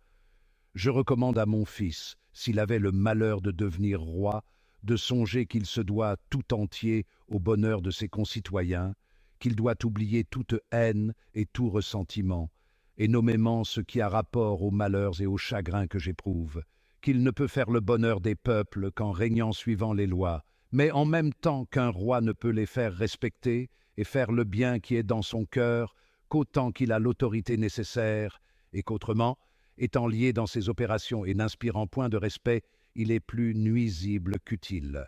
Je recommande à mon fils d'avoir soin de toutes les personnes qui m'étaient attachées, autant que les circonstances où il se trouvera lui en donneront les facultés, de songer que c'est une dette sacrée que j'ai contractée envers les enfants ou les parents de ceux qui ont péri pour moi, et ensuite de ceux qui sont malheureux pour moi. Je sais qu'il y a plusieurs personnes, de celles qui m'étaient attachées, qui ne se sont pas conduites envers moi comme elles le devaient, et qui ont même montré de l'ingratitude, mais je leur pardonne. Souvent, dans les moments de trouble et d'effervescence, on n'est pas le maître de soi. Et je prie mon fils, s'il en trouve l'occasion, de ne songer qu'à leur malheur. Je voudrais pouvoir témoigner ici ma reconnaissance à ceux qui m'ont montré un attachement véritable et désintéressé. D'un côté, si j'ai été sensiblement touché de l'ingratitude et de la déloyauté de gens à qui je n'avais jamais témoigné que des bontés, à eux ou à leurs parents ou amis, de l'autre, j'ai eu de la consolation à voir l'attachement et l'intérêt gratuit que beaucoup de personnes m'ont montré. Je les prie d'en recevoir tous mes remerciements. Dans la situation où sont encore les choses, je craindrais de les compromettre si je parlais plus explicitement, mais je recommande spécialement à mon fils de chercher les occasions de pouvoir les reconnaître. Je croirais calomnier cependant les sentiments de la nation si je ne recommandais ouvertement à mon fils, Monsieur de Chamilly et U, que leur véritable attachement pour moi avait porté à s'enfermer avec moi dans ce triste séjour et qui ont pensé en être les malheureuses victimes. Je lui recommande aussi Cléry, des soins duquel j'ai eu tout lieu de me louer depuis qu'il est avec moi. Comme c'est lui qui est resté avec moi jusqu'à la fin, je prie messieurs de la commune de lui remettre mes hardes, mes livres, ma montre, ma bourse et les autres petits effets qui ont été déposés au conseil de la commune. Je pardonne encore très volontiers à ceux qui me gardaient les mauvais traitements et les gênes dont ils ont cru devoir user envers moi. J'ai trouvé quelques âmes sensibles et compatissantes, que celles-là jouissent dans leur cœur de la tranquillité que doit leur donner leur façon de penser. Je prie Monsieur de Malesherbes, Tronchet et de Sèze de recevoir ici tous mes remerciements et l'expression de ma sensibilité pour tous les soins et les peines qu'ils se sont donnés pour moi. Je finis en déclarant devant Dieu et prêt à paraître devant lui que je ne me reproche aucun des crimes qui sont avancés contre moi. Fait double à la tour du Temple, le 25 décembre 1792. Signé Louis. Le 26 décembre, le roi fut conduit pour la seconde fois à la barre de l'Assemblée. J'en avais fait prévenir la reine pour que le bruit des tambours et le mouvement des troupes ne l'effrayassent pas. Sa Majesté partit à 10 heures du matin et revint à 5 heures du soir, toujours sous la surveillance de Chambon et de Santerre. Madame Monsieur de Malesherbes, de Sèze et Tronchet vinrent le même soir au moment où le roi sortait de table. Il leur offrit de prendre quelques rafraîchissements. Monsieur de Sèze fut le seul qui accepta. Sa Majesté lui témoigna sa reconnaissance des soins qu'il s'était donnés pour prononcer son discours. Ces messieurs passèrent ensuite dans son cabinet. Le lendemain, Sa Majesté daigna me remettre elle-même sa défense imprimée, après avoir demandé aux municipaux si elle pouvait me la donner sans inconvénient. Le commissaire Vincent, entrepreneur de bâtiments, qui a rendu à la famille royale tous les services qui dépendèrent de lui, se chargea d'emporter secrètement un exemplaire à la reine. Il profita du moment où le roi le remerciait de ce petit service pour lui demander quelque chose qui lui eût appartenu. Sa Majesté détacha sa cravate et lui en fit présent. Une autre fois, elle donna ses gants à un autre municipal, qui désira les avoir par le même motif. Même aux yeux de plusieurs de ses gardiens, déjà ses dépouilles étaient sacrées. Le 1er janvier, j'approchai du lit du roi et lui demandai à voix basse la permission de lui présenter mes vœux les plus ardents pour la fin de ses malheurs. « Je reçois vos souhaits », me dit-il avec affection, en me tendant une de ses mains que je baisai et arrosai de mes larmes. Aussitôt qu'il fut levé, il pria un municipal d'aller de sa part savoir des nouvelles de sa famille et de lui présenter ses souhaits pour la nouvelle année. Les municipaux furent émus par le ton dont ces paroles si déchirantes relativement à la situation où était le roi furent prononcées. « Pourquoi, me dit l'un d'eux, lorsque le roi fut rentré dans sa chambre, ne demande-t-il pas à voir sa famille? À présent que les interrogatoires sont terminés, cela ne souffrirait aucune difficulté. C'est à la Convention qu'il faudrait s'adresser. » Le municipal qui était allé chez la reine rentra et annonça à Sa Majesté que sa famille la remerciait de ses vœux et lui adressait les siens. « Quel jour de nouvelle année !» dit le roi. Le même soir, je pris la liberté de lui observer que j'étais presque certain du consentement de la Convention, si Sa Majesté demandait qu'il lui fût permis de voir sa famille. « Dans quelques jours, me dit le roi, ils ne me refuseront pas cette consolation. Il faut attendre. » Plus le moment du jugement approchait, si l'on peut donner ce nom à la procédure que l'on faisait subir au roi, plus mes craintes et mes angoisses augmentaient. Je faisais 1000 questions aux municipaux, et tout ce que j'en apprenais ajoutait à mes terreurs. Ma femme venait me voir toutes les semaines et me rendait un compte exact de ce qui se passait dans Paris. L'opinion publique paraissait toujours favorable au roi. Elle se manifesta même avec éclat au théâtre français et à celui du Vaudeville. On représentait au premier l'Ami des lois. Toutes les allusions au procès de Sa Majesté furent saisies et applaudies avec transport. Au Vaudeville, un des personnages dans La chaste Suzanne disait aux deux vieillards « Comment pouvez-vous être accusateurs et juges tout ensemble ?» Le public fit répéter plusieurs fois ce passage.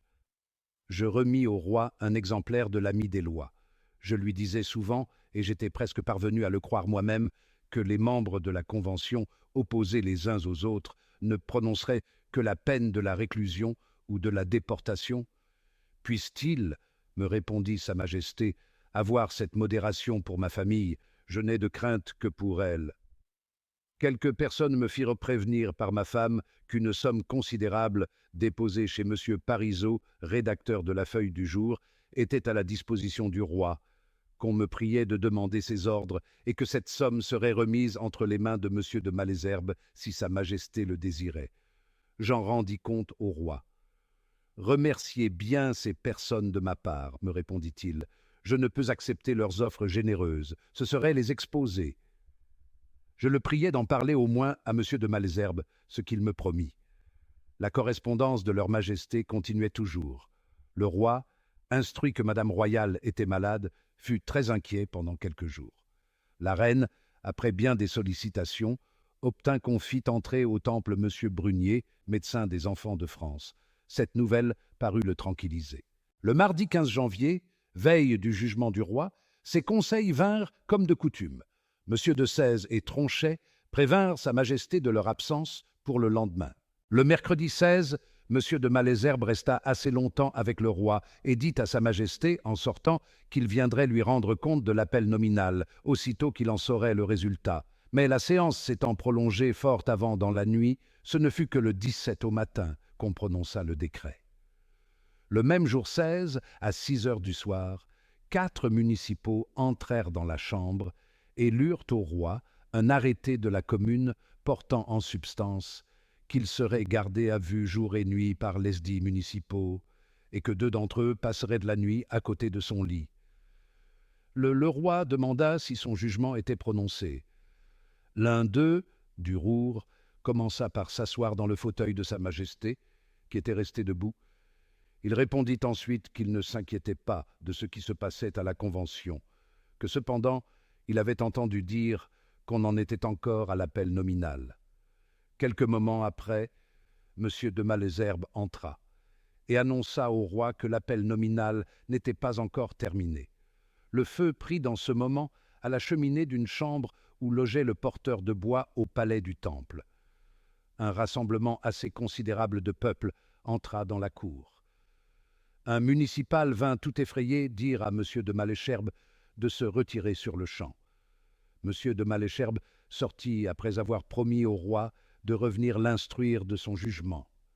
« Quelle est la cause de votre frayeur ?» demandai-je à ce commissaire. « On a mis le feu au temple, me dit-il. On l'a mis exprès pour sauver Capet dans le tumulte, mais je viens de faire environner les murs par une forte garde. » Bientôt, on apprit que le feu était éteint et que c'était un simple accident. Le jeudi 17 janvier, M. de Malesherbes entra vers les 9 heures du matin. J'allais au-devant de lui. « Tout est perdu, me dit-il. Le roi est condamné. » Le roi, qui le vit arriver, se leva pour le recevoir. Ce ministre se précipita à ses pieds, il était étouffé par ses sanglots, et fut plusieurs moments sans pouvoir parler. Le roi le releva et le serra contre son sein avec affection. M. de Malesherbes lui apprit le décret de condamnation à la mort. Le roi ne fit aucun mouvement qui annonçât de la surprise ou de l'émotion. Il ne parut affecté que de la douleur de ce respectable vieillard et chercha même à le consoler. M. de Malesherbes rendit compte à sa majesté du résultat de l'appel nominal.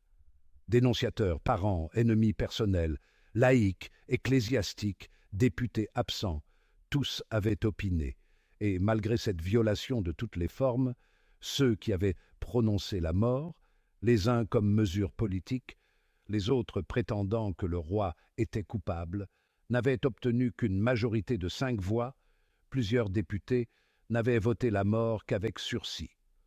On avait ordonné un second appel nominal sur cette question, et il était à présumer que les voix de ceux qui voulaient retarder l'exécution du régicide, joints au suffrage qui n'était pas pour la peine capitale, formeraient la majorité.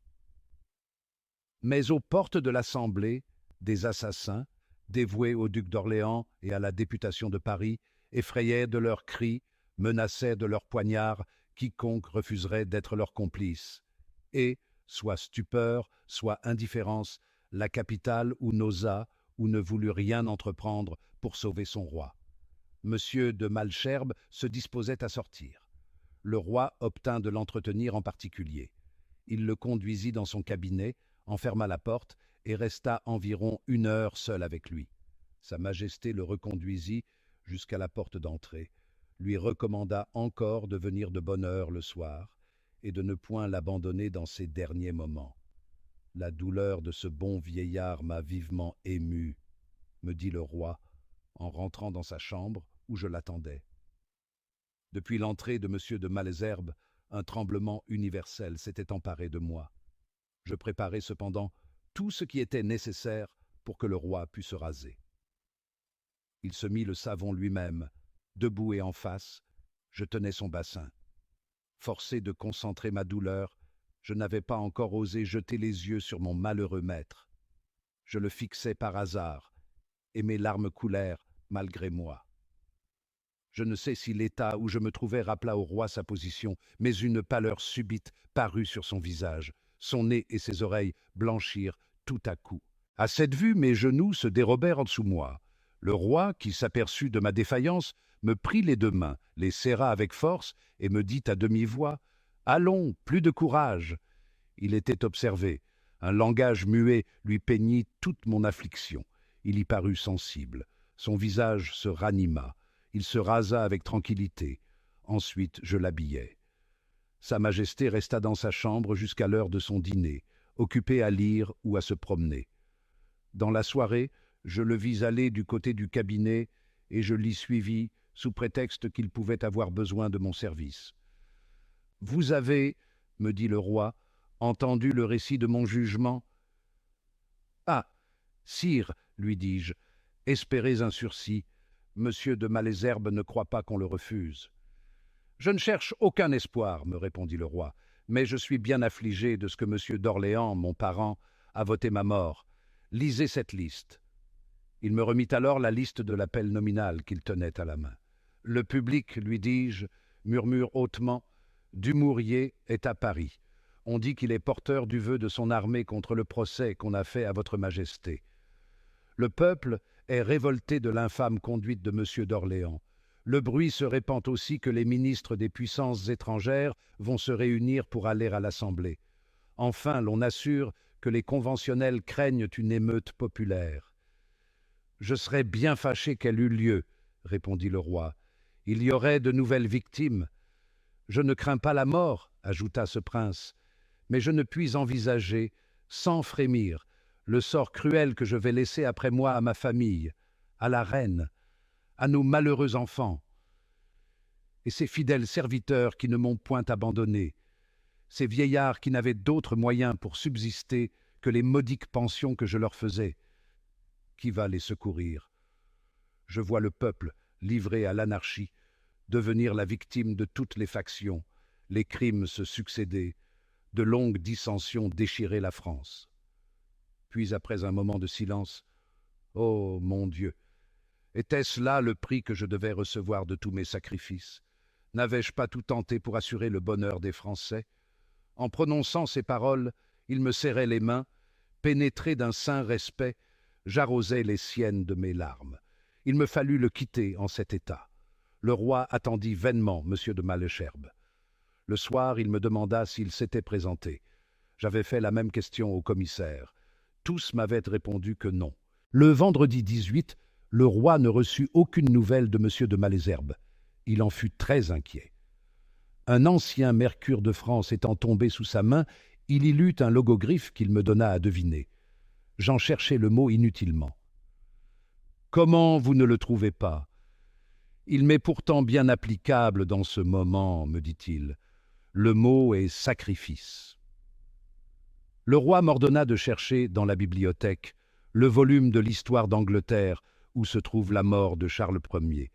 Il en fit la lecture les jours suivants. J'appris, à cette occasion, que Sa Majesté avait lu 250 volumes depuis son entrée au Temple. Le soir, je pris la liberté de lui observer qu'elle ne pouvait être privée de ses conseils que par un décret de la Convention et qu'elle devrait demander qu'on leur permît d'entrer dans la tour. « Attendons jusqu'à demain, » me répondit le roi. Le samedi 19 à 9 heures du matin, un municipal nommé Gobot entra un papier à la main. Il était accompagné du concierge de la tour, nommé Matet, qui portait une écritoire. Le municipal dit au roi qu'il avait ordre d'inventorier les meubles et autres effets. Sa Majesté me laissa avec lui et se retira dans sa tourelle. Alors, sous le prétexte d'un inventaire, le municipal se mit à fouiller avec le soin le plus minutieux pour être certain, disait-il, qu'aucune arme ni instrument tranchant n'avait été caché dans la chambre de Sa Majesté. Il restait à fouiller un petit bureau dans lequel étaient des papiers. Le roi fut contraint d'en ouvrir tous les tiroirs, de déplacer et de montrer chaque papier l'un après l'autre. Il y avait 3 rouleaux au fond d'un tiroir. On voulut en examiner le contenu. C'est, dit le roi, de l'argent qui ne m'appartient pas. Il est à monsieur de Malesherbes. Je l'avais préparé pour le lui rendre. Les 3 rouleaux contenaient 3000 livres en or. Sur chaque rouleau, le roi avait écrit de sa main à monsieur de Malesherbes. Pendant qu'on faisait les mêmes recherches dans la tourelle, Sa Majesté rentra dans sa chambre et voulut se chauffer. Le concierge Matet était dans ce moment devant la cheminée tenant son habit retroussé et tournant le dos au feu. Le roi ne pouvant se chauffer qu'avec peine par un des côtés, et l'insolent concierge restant toujours à la même place, Sa Majesté lui dit avec quelque vivacité de s'éloigner un peu. Matet se retira, les municipaux sortirent aussi après avoir terminé leurs recherches. Le soir, le roi dit au commissaire de demander à la commune les motifs qui s'opposaient à l'entrée de ses conseils dans la tour, désirant au moins s'entretenir avec monsieur de Malesherbes. Ils promirent d'en parler, mais l'un d'eux avoua qu'il leur avait été défendu de faire part au conseil général d'aucune demande de Louis XVI, à moins qu'elle ne fût écrite et signée de sa main. « Pourquoi, répondit le roi, m'a-t-on laissé depuis 2 jours ignorer ce changement ?» Il écrivit alors un billet et le remit aux municipaux. On ne le porta que le lendemain matin à la commune. Le roi demandait de voir librement ses conseils et se plaignait de l'arrêté qui ordonnait de le garder à vue le jour comme la nuit. « On doit sentir, écrivait-il à la commune, que dans la position où je me trouve, il est bien pénible pour moi de ne pouvoir être seul et de ne point avoir la tranquillité nécessaire pour me recueillir. » Le dimanche 20 janvier, le roi, dès son lever, s'informa des municipaux s'ils avaient fait part de sa demande au conseil de la commune. Ils l'assurèrent qu'elle avait été portée sur-le-champ. Vers les 10 heures, j'entrai dans la chambre du roi, qui me dit aussitôt « Je ne vois point arriver monsieur de Malesherbes. »« Sire, lui dis-je, je viens d'apprendre qu'il s'est présenté plusieurs fois, mais l'entrée de la tour lui a toujours été refusée. »« Je vais savoir le motif de ce refus, » répondit le roi. « La commune aura sans doute prononcé sur ma lettre. » Il se promena dans sa chambre, il lut, il écrivit, et s'occupa ainsi toute la matinée. 2 heures venèrent de sonner, on ouvre tout à coup la porte. C'était le conseil exécutif. 12 ou 15 personnes se présentent à la fois. Garat, ministre de la Justice, Lebrun, ministre des Affaires étrangères, Grouvel, secrétaire du Conseil, le président et le procureur général syndic du département, le maire et le procureur de la commune, le président et l'accusateur public du tribunal criminel. Santerre, qui devançait les autres, me dit « Annoncez le conseil exécutif ». Le roi, qui avait entendu beaucoup de mouvements, s'était levé et avait fait quelques pas, mais à la vue de ce cortège, il resta entre la porte de sa chambre et celle de l'antichambre, dans l'attitude la plus noble et la plus imposante. J'étais près de lui. Garat, le chapeau sur la tête, porta la parole et dit « Louis, la Convention nationale a chargé le Conseil exécutif provisoire de vous signifier ces décrets des 15, 16, 17, 19 et 20 janvier. Le secrétaire du Conseil va vous en faire lecture. » Alors Grouvel, secrétaire, déploya le décret et le lut d'une voix faible et tremblante. Décret de la Convention nationale des 15, 16, 17, 19 et 20 janvier. Article 1er. La Convention nationale déclare Louis Capet, dernier roi des Français, coupable de conspiration contre la liberté de la nation et d'attentat contre la sûreté générale de l'État. Article 2. La Convention nationale décrète que Louis Capet subira la peine de mort. Article 3. La Convention nationale déclare nul l'acte de Louis Capet, apporté à la barre par ses conseils, qualifié d'appel à la nation du jugement contre lui rendu par la Convention, défend à qui que ce soit d'y donner aucune suite, à peine d'être poursuivi et puni comme coupable d'attentat contre la sûreté générale de la République. Article 4. Le Conseil exécutif provisoire notifiera le présent décret dans le jour à Louis Capet et prendra les mesures de police et de sûreté nécessaires pour en assurer l'exécution dans les 24 heures, à compter de sa notification, et rendra compte du tout à la Convention nationale, immédiatement après qu'il aura été exécuté. Pendant cette lecture, Aucune altération ne parut sur le visage du roi. Je remarquai seulement qu'au premier article, lorsqu'on prononça le mot conspiration, un sourire d'indignation parut sur le bord de ses lèvres. Mais au mot subira la peine de mort, un regard céleste qu'il porta sur tous ceux qui l'environnaient, leur annonça que la mort était sans terreur pour l'innocence. Le roi fit un pas vers Grouvel, secrétaire du conseil, prit le décret de ses mains, le plia, tira de sa poche son portefeuille et l'y plaça. Puis, retirant un papier du même portefeuille, il dit au ministre Garat, « Monsieur le ministre de la Justice, je vous prie de remettre sur le champ cette lettre à la Convention nationale. » Le ministre paraissant hésiter, le roi ajouta « Je vais vous en faire lecture. » Et il lut sans aucune altération ce qui suit. « Je demande un délai de 3 jours pour pouvoir me préparer à paraître devant Dieu. Je demande pour cela de pouvoir voir librement la personne que j'indiquerai au commissaire de la commune et que cette personne soit à l'abri de toute crainte et de toute inquiétude pour cet acte de charité qu'elle remplira auprès de moi. Je demande d'être délivré de la surveillance perpétuelle que le Conseil général a établie depuis quelques jours. Je demande, dans cet intervalle, pouvoir voir ma famille, quand je le demanderai, et sans témoin. Je désirerais bien que la Convention nationale s'occupât tout de suite du sort de ma famille, et qu'elle lui permît de se retirer librement où elle le jugerait à propos. Je recommande à la bienfaisance de la nation toutes les personnes qui m'étaient attachées. Il y en a beaucoup qui avaient mis toute leur fortune dans leur charge, et qui, n'ayant plus d'appointements, doivent être dans le besoin, et même de celles qui ne vivaient que de leurs appointements. Dans les pensionnaires, il y a beaucoup de vieillards, de femmes et d'enfants qui n'avaient que cela pour vivre. Fait à la tour du Temple, le 20 janvier 1793, signé Louis. Garat prit la lettre du roi et assura qu'il allait la porter à la Convention. Comme il sortait, Sa Majesté fouilla de nouveau dans sa poche, en retira son portefeuille et dit « Monsieur, si la Convention accorde ma demande pour la personne que je désire, voici son adresse. » Puis elle la remit à un municipal.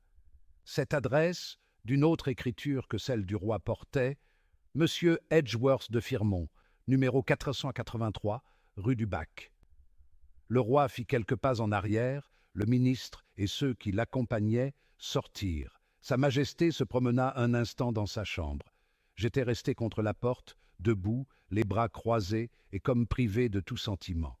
Le roi s'approcha de moi. « Cléry, me dit-il, demandez mon dîner. » Quelques instants après, 2 municipaux m'appelèrent dans la salle à manger.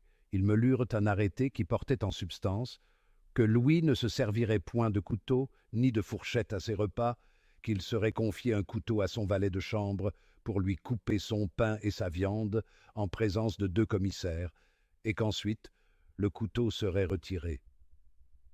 Les 2 municipaux me chargèrent d'en prévenir le roi. Je m'y refusai. En entrant dans la salle à manger, le roi vit le panier dans lequel était le dîner de la reine. Il demanda pourquoi l'on avait fait attendre sa famille 1 heure de plus, ajoutant que ce retard pourrait l'inquiéter. Il se mit à table. « Je n'ai pas de couteau, me dit-il. » Le municipal minier fit part alors à Sa Majesté de l'arrêté de la commune. « Me croit-on assez lâche, dit le roi, pour que j'attente à ma vie? On m'impute des crimes, mais j'en suis innocent et je mourrai sans crainte. Je voudrais que ma mort fît le bonheur des Français et pût écarter les malheurs que je prévois. » Il régna un grand silence. Le roi mangea peu, il coupa du bœuf avec sa cuillère, rompit son pain, son dîner ne dura que quelques minutes. J'étais dans ma chambre livré à la plus affreuse douleur, lorsque, sur les 6 heures du soir, Garat revint à la tour. J'allais annoncer au roi le retour du ministre de la Justice. Santerre, qui le précédait, s'approcha de Sa Majesté et lui dit à demi-voix et d'un air riant « Voici le conseil exécutif. » Le ministre, s'étant avancé, dit au roi qu'il avait porté sa lettre à la Convention et qu'elle l'avait chargé de lui notifier la réponse suivante. Qu'il était libre à Louis d'appeler tel ministre du culte qu'il jugerait à propos et de voir sa famille librement et sans témoin, que la nation toujours grande et toujours juste, s'occuperait du sort de sa famille, qu'il serait accordé aux créanciers de sa maison de justes indemnités, que la Convention nationale avait passées à l'ordre du jour, sur le sursis de 3 jours. Le roi entendit cette lecture sans faire aucune observation. Il rentra dans sa chambre et me dit « Je croyais à l'air de Santerre qu'il allait m'annoncer que le sursis était accordé. » Un jeune municipal nommé Bodson, voyant le roi me parler, s'approcha. « Vous avez paru sensible à ce qui m'arrive, » lui dit le roi. « Recevez-en mes remerciements. » Le commissaire surpris ne sut que répondre, et je fus moi-même étonné des expressions de Sa Majesté, car ce municipal, à peine âgé de 22 ans, d'une figure douce et intéressante, avait dit quelques instants auparavant « J'ai demandé à venir au temple pour voir la grimace qu'il fera demain. » C'était du roi qu'il parlait. « Et moi aussi, » avait répondu Mercereau, le tailleur de pierre, dont j'ai déjà parlé. « Tout le monde refusait de venir. Je ne donnerais pas cette journée pour beaucoup d'argent. » Tels étaient les hommes vils et féroces que la commune affectait de nommer pour garder le roi dans ses derniers moments. Depuis 4 jours, le roi n'avait pas vu ses conseils. Ceux des commissaires qui s'étaient montrés sensibles à ses malheurs évitaient de l'approcher. De tant de sujets dont il avait été le père, de tant de Français qu'il avait comblés de bienfaits, il ne lui restait qu'un seul serviteur pour confident de ses peines. Après la lecture de la réponse de la Convention, les commissaires prirent le ministre de la Justice à l'écart et lui demandèrent comment le roi verrait sa famille. « En particulier, » répondit Garat, « c'est l'intention de la Convention. » Les municipaux lui communiquèrent alors l'arrêté de la commune qui leur enjoignait de ne perdre le roi de vue, ni le jour, ni la nuit. Il fut convenu entre les commissaires et le ministre que, pour concilier ces 2 décisions l'une avec l'autre, le roi recevrait sa famille dans la salle à manger, de manière à être vu par le vitrage de la cloison, mais qu'on fermerait la porte pour qu'il ne fût pas entendu. Le roi rappela le ministre de la Justice pour lui demander s'il avait fait prévenir M. de Firmont. Garat répondit qu'il l'avait amené dans sa voiture, qu'il était au conseil et qu'il allait monter. Sa Majesté remit à un municipal nommé Baudret, qui causait avec le ministre, une somme de 3000 livres en or, en le priant de la rendre à M. de Malesherbes, à qui elle appartenait. Le municipal le promit, mais il la porta sur-le-champ au conseil, et jamais cette somme ne fut remise à M. de Malesherbes. M. de Firmont parut, le roi le fit passer dans la tourelle et s'enferma avec lui. Garat étant parti, il ne resta dans l'appartement de Sa Majesté que 3 municipaux. À 8 heures, le roi sortit de son cabinet et dit au commissaire de le conduire vers sa famille. Les municipaux répondirent que cela ne se pouvait point, mais qu'on allait la faire descendre s'il le désirait. « À la bonne heure, dit le roi, mais je pourrais au moins la voir seule dans ma chambre. »« Non, dit l'un d'eux, nous avons arrêté avec le ministre de la Justice que ce serait dans la salle à manger. »« Vous avez entendu, répliqua Sa Majesté, que le décret de la Convention me permet de la voir sans témoin. »« Cela est vrai, dirent les municipaux, vous serez en particulier. On fermera la porte, mais par le vitrage, nous aurons les yeux sur vous. Faites descendre ma famille, dit le roi. Pendant cet intervalle, Sa Majesté entra dans la salle à manger. Je la suivis, je rangeai la table de côté et plaçai des chaises dans le fond, afin de donner plus d'espace. « Il faudrait, me dit le roi, apporter un peu d'eau et un verre. » Il y avait sur une table une carafe d'eau à la glace. Je n'apportai qu'un verre et le plaçai près de cette carafe. « Apportez de l'eau qui ne soit pas à la glace, me dit le roi, car si la reine buvait de celle-là, elle pourrait en être incommodée. Vous direz, ajouta Sa Majesté à M. de Firmont, qu'il ne sorte pas de mon cabinet, je craindrais que sa vue ne fît trop de mal à ma famille. Le commissaire, qui était allé la chercher, resta un quart d'heure. Dans cet intervalle, le roi rentra dans son cabinet, venant de temps en temps à la porte d'entrée, avec des marques de la plus vive émotion. À 8h30, la porte s'ouvrit. La reine parut la première tenant son fils par la main, ensuite Madame Royale et Madame Élisabeth. Tous se précipitèrent dans les bras du roi. Un morne silence régna pendant quelques minutes et ne fut interrompu que par des sanglots. La reine fit un mouvement pour entraîner sa majesté vers sa chambre. « Non, dit le roi, passons dans cette salle, je ne puis vous voir que là. » Ils y entrèrent, et j'en fermai la porte, qui était en vitrage. Le roi s'assit, la reine à sa gauche, Madame Élisabeth à sa droite, Madame royale presque en face, et le jeune prince resta debout entre les jambes du roi.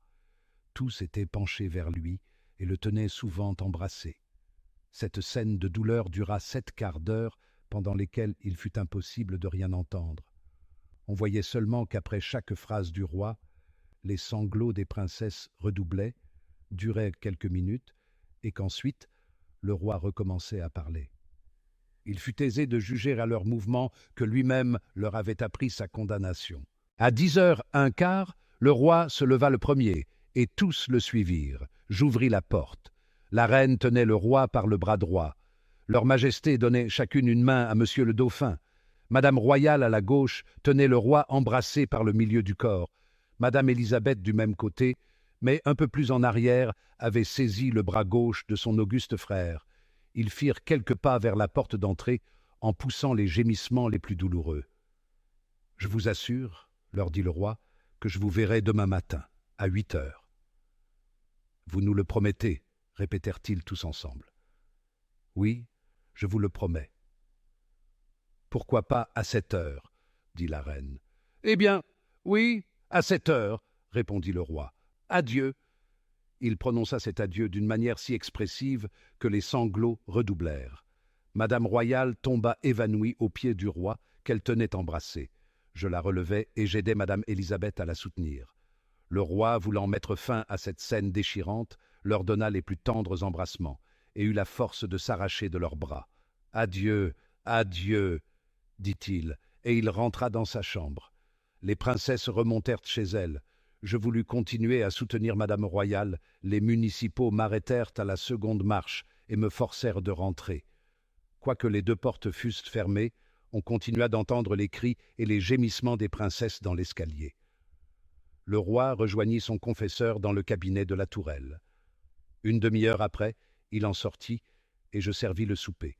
Il mangea peu, mais avec appétit. Après le souper, Sa Majesté étant rentrée dans son cabinet, son confesseur en sortit un instant après et demanda au commissaire de le conduire à la chambre du conseil. C'était pour demander des ornements et tout ce qui était nécessaire pour dire la messe le lendemain matin.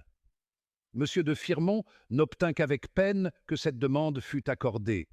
C'est à l'église des Capucins du Marais, près l'hôtel de Soubise, qui avait été érigée en paroisse, qu'on envoya chercher les choses nécessaires pour le service divin. Revenu de la chambre du conseil, Monsieur de Firmont rentra chez le roi. Tous deux passèrent dans la tourelle et y restèrent jusqu'à 00h30. Alors je déshabillai le roi, et comme j'allais pour lui rouler les cheveux, il me dit « Ce n'est pas la peine », puis en le couchant, comme je fermais ses rideaux, « Cléry, vous m'éveillerez à 5h. » À peine fut-il couché qu'un sommeil profond s'empara de ses sens. Il dormit jusqu'à 5h sans s'éveiller. Monsieur de Firmont, que Sa Majesté avait engagé à prendre un peu de repos, se jeta sur mon lit, et je passai la nuit sur une chaise dans la chambre du roi, priant Dieu de lui conserver sa force et son courage. J'entendis sonner 5h et j'allumai le feu. Au bruit que je fis, le roi s'éveilla et me dit en tirant son rideau « 5h sont-elles sonnées ? Sire, elles le sont à plusieurs horloges, mais pas encore à la pendule. » Le feu étant allumé, je m'approchai de son lit. « J'ai bien dormi, me dit ce prince, j'en avais besoin. La journée d'hier m'avait fatigué. Où est monsieur de Firmont ? » « Sur mon lit. »« Et vous, où avez-vous passé la nuit ? » ?»« Sur cette chaise. »« J'en suis fâché, dit le roi. »« Ah, sire, puis-je penser à moi dans ce moment ?» Il me donna une de ses mains et serra la mienne avec affection. J'habillai le roi et le coiffai. Pendant sa toilette, il ôta de sa montre un cachet, le mit dans la poche de sa veste, déposa sa montre sur la cheminée, puis, retirant de son doigt un anneau qu'il considéra plusieurs fois, il le mit dans la même poche où était le cachet. Il changea de chemise, mit une veste blanche qu'il avait la veille, et je lui passai son habit. Il retira des poches son portefeuille, sa lorgnette, sa boîte à tabac et quelques autres effets. Il déposa aussi sa bourse sur la cheminée, tout cela en silence et devant plusieurs municipaux. Sa toilette achevée, le roi me dit de prévenir M. de Firmont. J'allais l'avertir, il était déjà levé. Il suivit Sa Majesté dans son cabinet. Pendant ce temps, je plaçai une commode au milieu de la chambre, et je la préparais en forme d'autel pour dire la messe. On avait apporté à 2 heures du matin tout ce qui était nécessaire. Je portais dans ma chambre les ornements du prêtre, et lorsque tout fut disposé, j'allais prévenir le roi. Il me demanda si je pourrais servir la messe. Je lui répondis que oui, mais que je n'en savais pas les réponses par cœur. Il tenait un livre à la main, il l'ouvrit, y chercha l'article de la messe et me le remit. Puis il prit un autre livre. Pendant ce temps, le prêtre s'habillait. J'avais placé devant l'autel un fauteuil et mis un grand coussin à terre pour Sa Majesté. Le roi me fit ôter le coussin. Il alla lui-même dans son cabinet, en chercher un autre plus petit, et garni en crin, dont il se servait ordinairement pour dire ses prières. Dès que le prêtre fut entré, les municipaux se retirèrent dans l'antichambre et je fermai un des battants de la porte. La messe commença à 6 heures. Pendant cette auguste cérémonie, il régna un grand silence. Le roi, toujours à genoux, entendit la messe avec le plus saint recueillement, dans l'attitude la plus noble. Sa Majesté communia. Après la messe, le roi passa dans son cabinet et le prêtre alla dans ma chambre pour quitter ses habits sacerdotaux. Je saisis ce moment pour entrer dans le cabinet de Sa Majesté. Elle me prit les 2 mains et me dit d'un ton attendri, « Cléry, je suis content de vos soins. »« Ah, sire, lui dis-je en me précipitant à ses pieds, que ne puis-je par ma mort désarmer vos bourreaux et conserver une vie si précieuse aux bons Français? Espérez, sire, ils n'oseront vous frapper. La mort ne m'effraie point, j'y suis tout préparé. Mais vous, continua-t-il, ne vous exposez pas. Je vais demander que vous restiez près de mon fils. Donnez-lui tous vos soins dans cet affreux séjour. Rappelez-lui, dites-lui bien toutes les peines que j'éprouve des malheurs qu'il ressent. Un jour peut-être, il pourra récompenser votre zèle. Ah, mon maître, ah, mon roi, si le dévouement le plus absolu, si mon zèle et mes soins ont pu vous être agréables, la seule récompense que je désire de votre majesté, c'est de recevoir votre bénédiction. Ne la refusez pas au dernier Français resté près de vous. » J'étais toujours à ses pieds, tenant une de ses mains. Dans cet état, il agréa ma prière, me donna sa bénédiction, puis me releva et me serrant contre son sein. « Faites-en part à toutes les personnes qui me sont attachées. Dites aussi à Turgy que je suis content de lui. Rentrez, ajouta le roi, ne donnez aucun soupçon contre vous. » Puis, me rappelant, il prit sur une table un papier qu'il y avait déposé. « Tenez, voici une lettre que Pétion m'a écrite lors de votre entrée au temple. Elle pourra vous être utile pour rester ici. » Je saisis de nouveau sa main que je baisai et je sortis. « Adieu, me dit-il encore, adieu. » Je rentrai dans ma chambre et j'y trouvai M. de Firmont faisant sa prière à genoux devant mon lit. « Quel prince, me dit-il en se relevant, avec quelle résignation, avec quel courage il va à la mort. Il est aussi calme, aussi tranquille que s'il venait d'entendre la messe dans son palais et au milieu de sa cour. »« Je viens d'en recevoir, lui dis-je, les plus touchants adieux. Il a daigné me promettre de demander que je restasse dans cette tour auprès de son fils.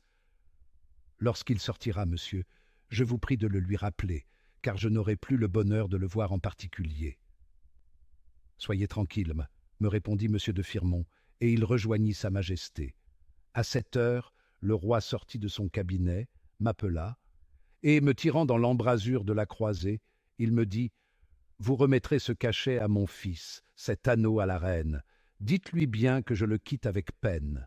Ce petit paquet renferme des cheveux de toute ma famille. Vous le lui remettrez aussi. Dites à la reine, à mes chers enfants, à ma sœur, que je leur avais promis de les voir ce matin, mais que j'ai voulu leur épargner la douleur d'une séparation si cruelle. Combien il m'en coûte de partir sans recevoir leurs derniers embrassements. » Il essuya quelques larmes, puis il ajouta avec l'accent le plus douloureux « Je vous charge de leur faire mes adieux. » Il rentra aussitôt dans son cabinet. Les municipaux qui s'étaient approchés avaient entendu Sa Majesté et l'avaient vu me remettre les différents objets que je tenais encore dans mes mains. Ils me dirent de les leur donner, mais l'un d'eux proposa de m'en laisser dépositaire jusqu'à la décision du Conseil. Cet avis prévalut. Un quart d'heure après, le roi sortit de son cabinet. « Demandez, me dit-il, si je puis avoir des ciseaux. » Et il rentra. J'en fis la demande au commissaire. « Savez-vous ce qu'il en veut faire ?» ?»« Je n'en sais rien. Il faut le savoir. » Je frappai à la porte du petit cabinet. Le roi sortit. Un municipal qui m'avait suivi lui dit « Vous avez désiré des ciseaux, mais avant d'en faire la demande au Conseil, il faut savoir ce que vous en voulez faire. » Sa Majesté lui répondit « C'est pour que Cléry me coupe les cheveux. » Les municipaux se retirèrent. L'un d'eux descendit à la chambre du Conseil où, après une demi-heure de délibération, on refusa les ciseaux. Le municipal remonta et annonça au roi cette décision. « Je n'aurais pas touché aux ciseaux, dit Sa Majesté. J'aurais désiré que Cléry me coupât les cheveux en votre présence. Voyez encore, monsieur, je vous prie de faire part de ma demande. » Le municipal retourna au conseil qui persista dans son refus. Ce fut alors qu'on me dit qu'il fallait me disposer à accompagner le roi pour le déshabiller sur l'échafaud. À cette annonce, je fus saisi de terreur. Mais, rassemblant toutes mes forces, je me préparais à rendre ce dernier devoir à mon maître, à qui cet office, fait par le bourreau, répugnait, lorsqu'un autre municipal vint me dire que je ne sortirais pas, et ajouta « Le bourreau est assez bon pour lui. » Paris était sous les armes depuis 5 heures du matin. On entendait battre la générale, le bruit des armes, le mouvement des chevaux, le transport des canons qu'on plaçait et déplaçait sans cesse, tout retentissait dans la tour. À 9 heures, le bruit augmente. Les portes s'ouvrent avec fracas. Santerre, accompagné de 7 à 8 municipaux, entre à la tête de 10 gendarmes et les range sur 2 lignes. À ce mouvement, le roi sortit de son cabinet. « Vous venez me chercher ?» dit-il à Santerre. « Oui. »« Je vous demande une minute. » Et il rentra dans son cabinet.